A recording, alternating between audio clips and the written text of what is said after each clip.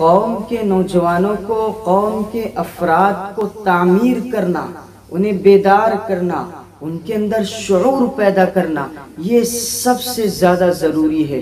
اس زمانے کے اندر سب سے اہم ہمارے لیے یہی چیز ہے۔ کوئی بھی قوم جب تک وہ ترقی کی، جب تک وہ تعلیم کے میدان میں، تحقیق کے میدان میں، تفتیش کے میدان میں، خدمت کے میدان میں، تعمیر کے میدان میں آگے نہیں بڑھتی ہے، اس وقت تک وہ قوم جو ہے ترقی نہیں کر سکتی۔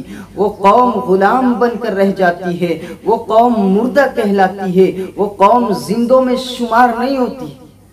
مردے سے مراد یہ نہیں کہ ان کی سانسیں تھم جاتی ہیں، ان کی چلتی ہوئی سانسیں رک جاتی ہیں، وہ جو ہے وہ مر جاتے ہیں، نہیں، وہ زندہ ہوتے ہیں، وہ آج کل کے لوگوں کی طرح ہوتے ہیں، لیکن وہ چلتے پھرتے صرف جنازے ہوتے ہیں۔ وہ چلتی پھرتی متحرک صرف زندہ لاش ہوتی ہے۔ وہ اعصابی طور پر، وہ جسمانی طور پر، وہ ذہنی طور پر جو غلام بن چکی ہوتی ہے۔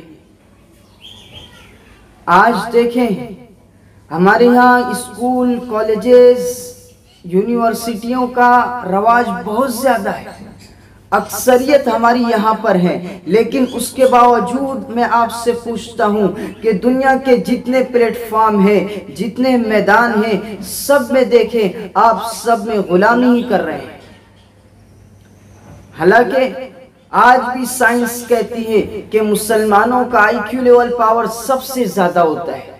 جب آپ کا دماغی پاور سب سے زیادہ ہے، اس کے بعد بھی آپ غلامی کیوں کر رہے ہیں؟ ہر فیلڈ کے اندر آپ دوسروں کے کیوں محتاج ہیں؟ اس دنیا کے اندر مسلمانوں کی کل آبادی تقریباً 1.70 ارب سے زیادہ ہے۔ پورے مسلمان جو ہے پوری دنیا میں 1.70 ارب سے زیادہ مسلمانوں کی آبادی ہے، اور دوسری طرف یہودیوں کی آبادی تقریباً 4 سے 5 کروڑ یہودیوں کی آبادی ہے۔ لیکن آپ دیکھیں اس دنیا کے اندر جو نوبل پرائز دیے گئے ہیں، 200 نوبل پرائز میں سے تقریباً 180 سے زیادہ نوبل پرائز یہودیوں کو ملا ہے، اور مسلمانوں کے کھاتے میں جو چند ایک ہی نوبل پرائز آئے ہیں۔ جب آپ ڈاکٹر، انجینئر، سائنٹسٹ ہر کچھ پڑھ رہے ہیں، ہر کچھ بن رہے ہیں، تو پھر کیوں ہر میدان میں آپ پیچھے ہیں؟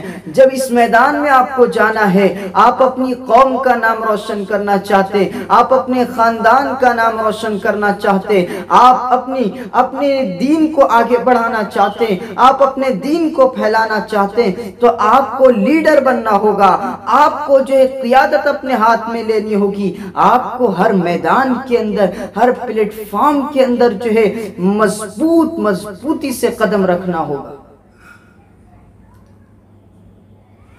آج کل ہمارے پاس ہر قسم کے اسباب موجود ہیں، اللہ تعالیٰ نے ہر طرح کی نعمتوں سے نوازا ہے، اللہ تعالیٰ نے بے گنت نعمتیں دی ہیں، اللہ تعالیٰ نے خوب نعمت دی ہے، لیکن افسوس کہ ہم نے جو ہے ان کو خوب برباد کیا ہے۔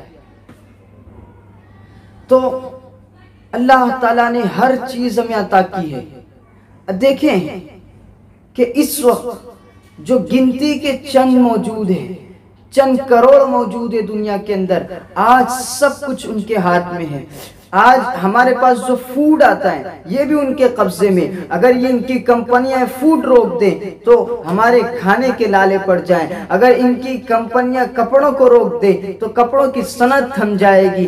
ان کے پاس سیاسی سسٹم ان کے قبضے میں، اقتصادی سسٹم ان کے قبضے میں، جو ہے ایجوکیشن سسٹم ان کے قبضے میں، عسکری سسٹم ان کے قبضے میں، ہر چیز ان کے کنٹرول میں ہے۔ حالانکہ گنتی کے چند ایک ہے، آپ کیا کر رہے ہیں؟ آپ کہاں پر سوئے ہیں؟ حالانکہ ہونا تو یہ چاہیے تھا کہ ہر نظام آپ کا ہوتا، تعلیمی نظام آپ کا، ایجوکیشن نظام آپ کا، سیاسی نظام آپ کا، اکنامک نظام آپ کا، تربیتی نظام آپ کا، ٹریننگ نظام آپ کا، عسکری نظام آپ کا، جنگی نظام آپ کا، فوجی نظام آپ کا، اکنامک سسٹم آپ کا، اقتصادی نظام آپ کا، ہر چیز آپ کی ہونی چاہیے تھی۔ اس لیے کہ اللہ تعالیٰ نے ہر چیز کے لیے، ہر پلیٹ فارم کے لیے آپ کو جو ہے تیار شدہ نظام عطا کیا تھا۔ اور آپ کہیں گے میں یہ کیا بات کر رہا ہوں، میں یہی بات کر رہا ہوں کہ ہر پلیٹ فارم میں، ہر میدان میں قیادت آپ کو کرنی تھی، ترجمانی آپ کو کرنی تھی، آپ کو حق ادا کرنا تھا۔ انی جاعل فی الارض خلیفہ، اللہ تعالیٰ نے اس دنیا کا نظام سنبھالنے کے لیے آپ کو بھیجا تھا۔ اس دنیا کے نظام کے اندر جو ہے تعلیمی نظام بھی ہے، ایجوکیشن سسٹم بھی ہے، سیاسی نظام بھی ہے، اس دعوتی نظام بھی ہے، اخلاقی نظام بھی ہے، ہر قسم کا نظام، ہر قسم کا سسٹم یہاں پر موجود ہے۔ لیکن دیکھیں آج ہم دوسروں کے غلام بن چکے ہیں، دوسروں کی ماتحتی میں زندگی گزار رہے ہیں، ہر پلیٹ فارم پر، ہر ڈپارٹمنٹ میں ہم دوسروں کے محتاج ہیں۔ تو اگر ہم چاہتے ہیں، آج شکوہ، پریشانی، ہر دکھڑا ہر کوئی بیان کر رہا ہے، لیکن ان دکھڑوں سے اگر نکلنا ہے تو ہمیں ایک ہی ٹاسک اپنانا ہوگا، ہمارا تعلیمی نظام ایک ہو۔ میرا مطلب یہ ہے کہ مدرسہ ہو، خانقاہ ہو، اسکول ہو، یونیورسٹی ہو، کالج ہو، تربیتی سینٹر ہو، ہر جگہ پر نظام ایک ہو۔ نظام سے مطلب تعلیمی ڈھانچے الگ ہو سکتے ہیں، اس لیے کہ پلیٹ فارم الگ الگ ہیں، ڈپارٹمنٹ الگ الگ ہیں، سیکشن الگ الگ ہیں، تو تعلیمی نظام الگ ہو سکتا ہے، لیکن نظریاتی نظام ایک ہونا چاہیے، مشن ایک ہونا چاہیے، گول ایک ہونا چاہیے، خواب ایک ہونا چاہیے، انتہا ایک ہونی چاہیے، ویژن ایک ہونا چاہیے، ارمان ایک ہونی چاہیے، آرزو ایک ہونی چاہیے، تمنا ایک ہونی چاہیے، ہر چیز ایک ہونی چاہیے، جبھی ہم اپنی منزل میں کامیاب ہو سکتے ہیں۔